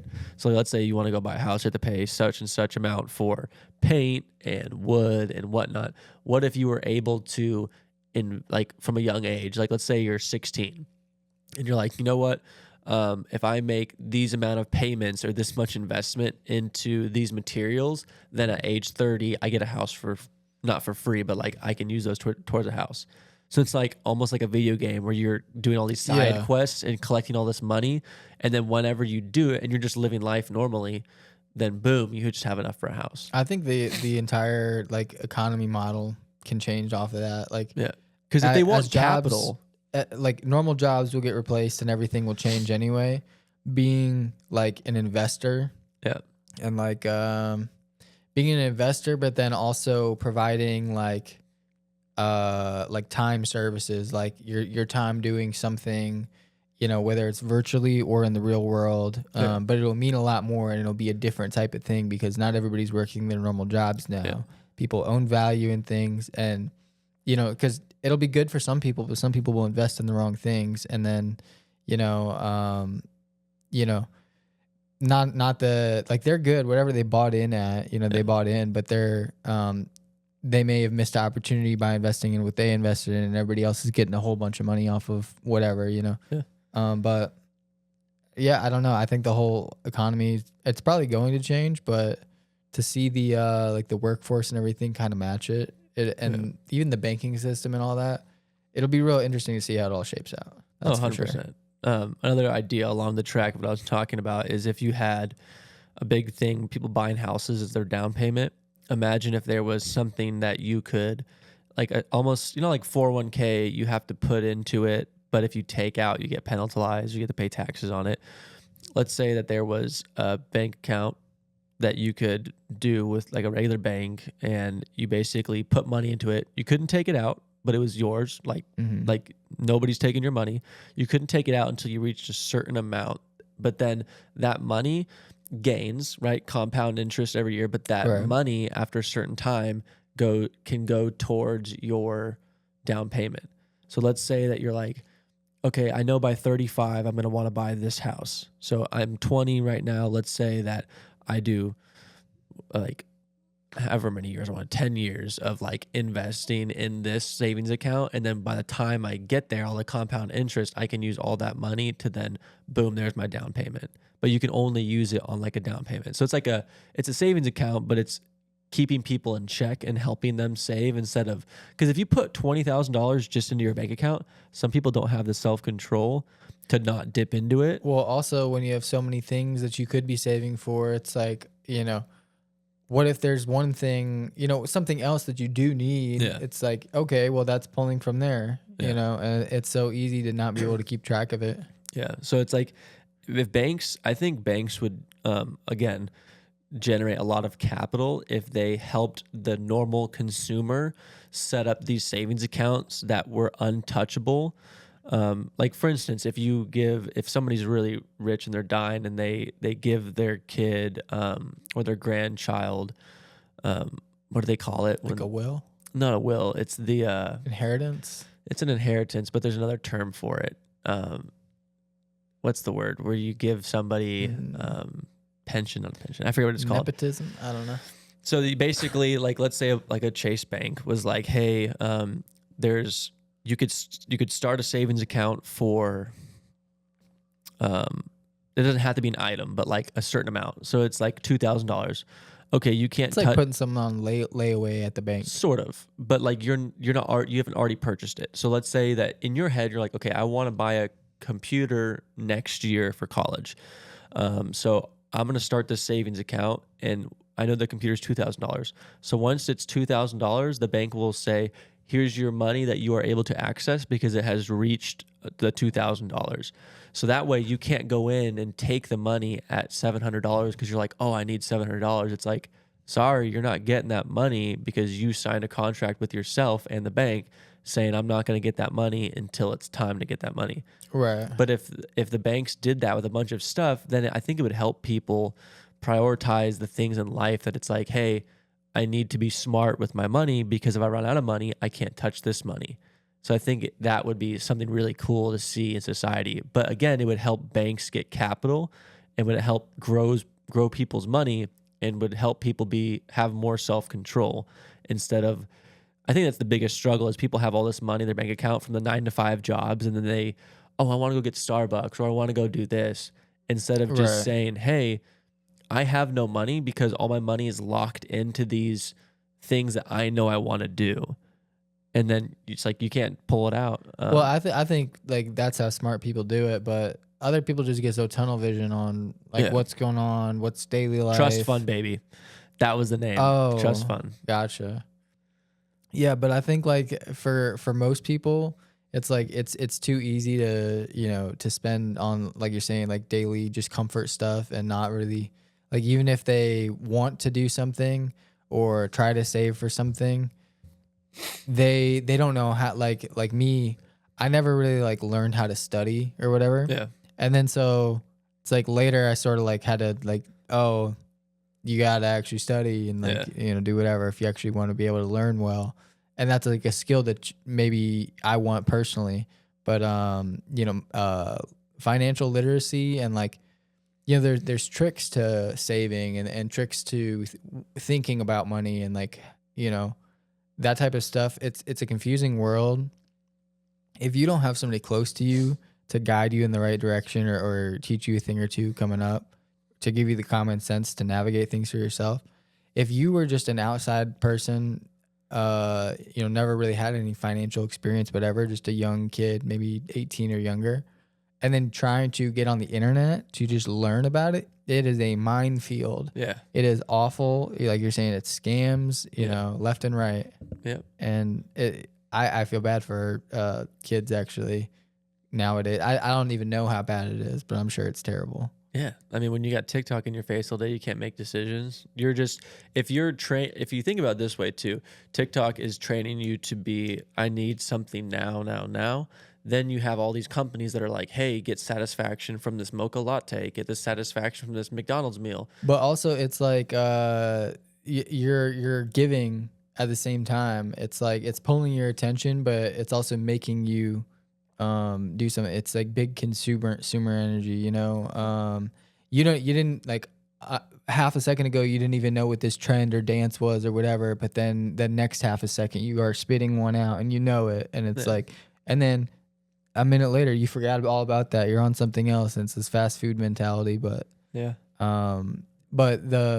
just have people regurgitating stuff and not thinking about stuff and caught in loops and cycles and used to, basically being programmed. Yeah. And they program each other, and like, people think that's cool.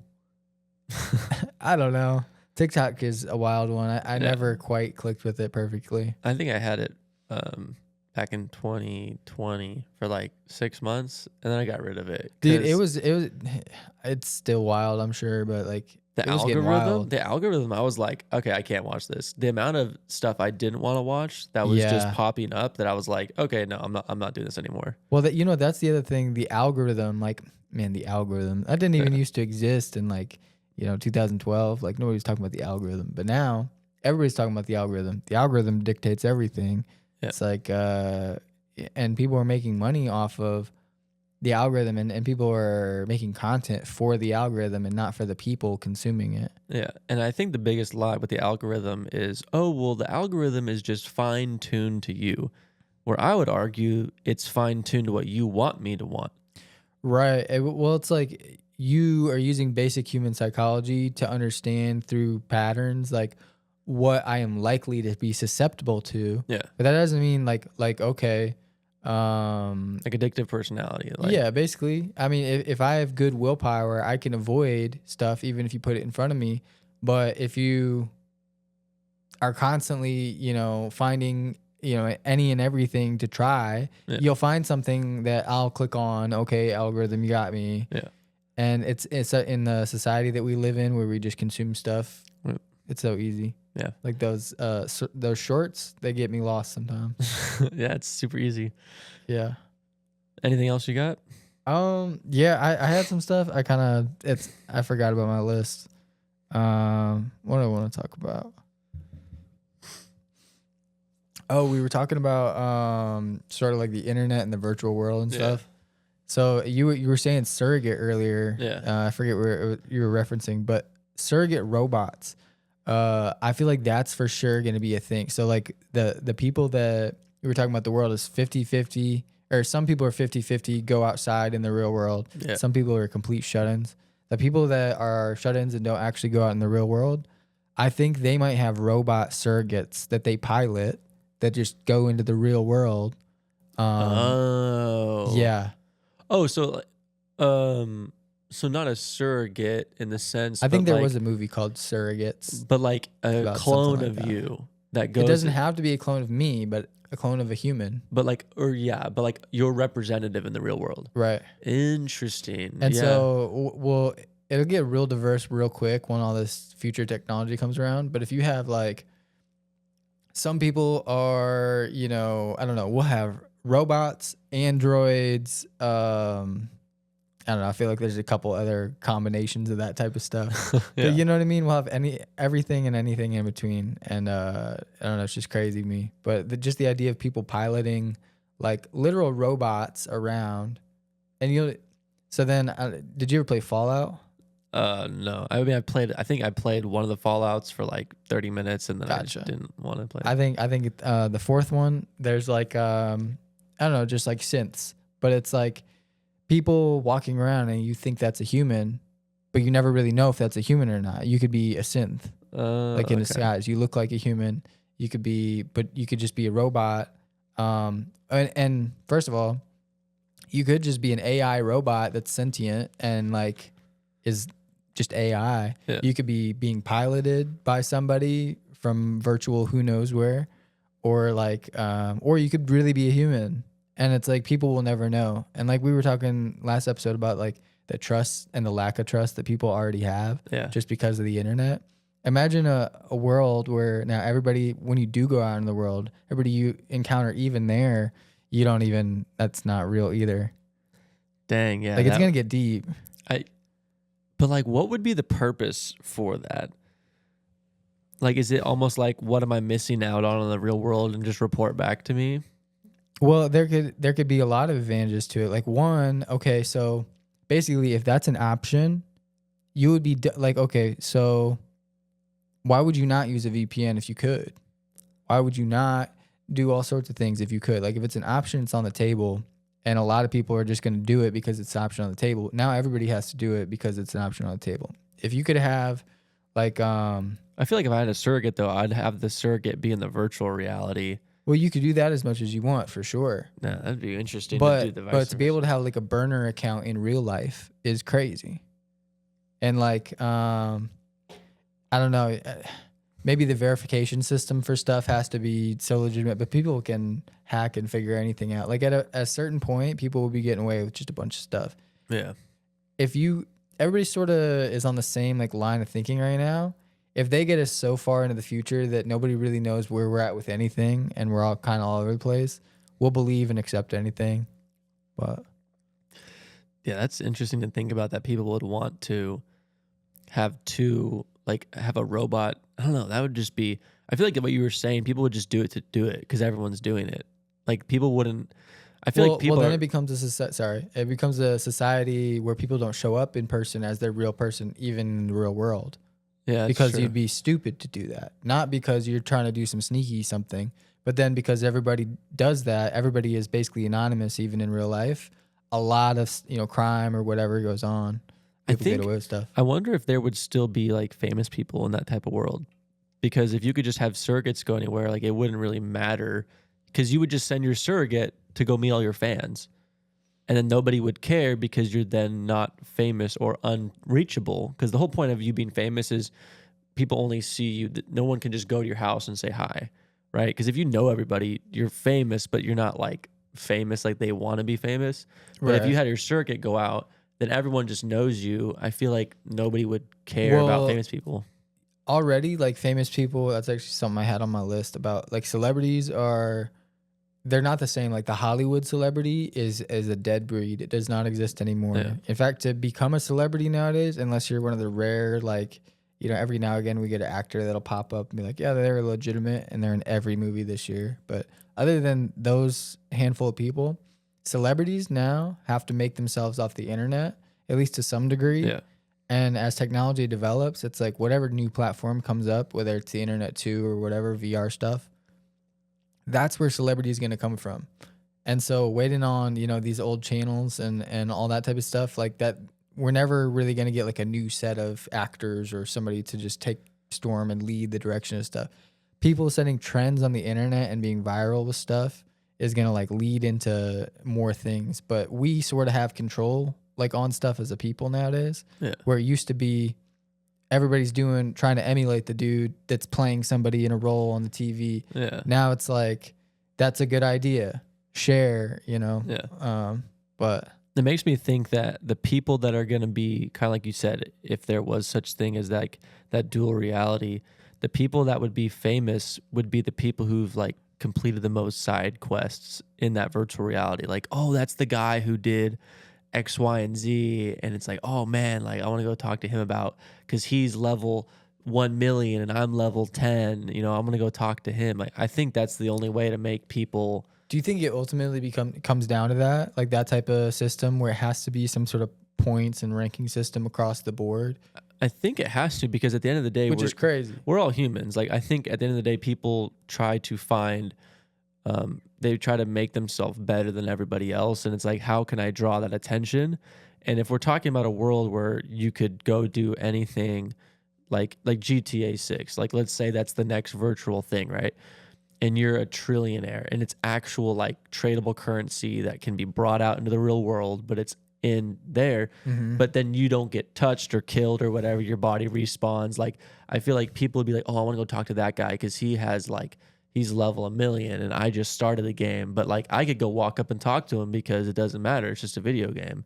Well, like you're saying, it's sort of like side quest, like like I feel like whether it's virtually or in the real world, things will just become like that. Yeah, that's what it has to be, because money then doesn't matter at the end of the day. Like if it already sort of does, and that's just our system that we use. Because I think people aren't gonna look at money in the virtual world, because if that money is only connected to that world, then people can just, it doesn't matter, because you could die, you could come back if it's like a video game type thing, but it becomes to who has done the most quests or who has done the most, and then people like storytelling, and then they go and have a conversation. Like I think that's what it goes to. It's funny because it like,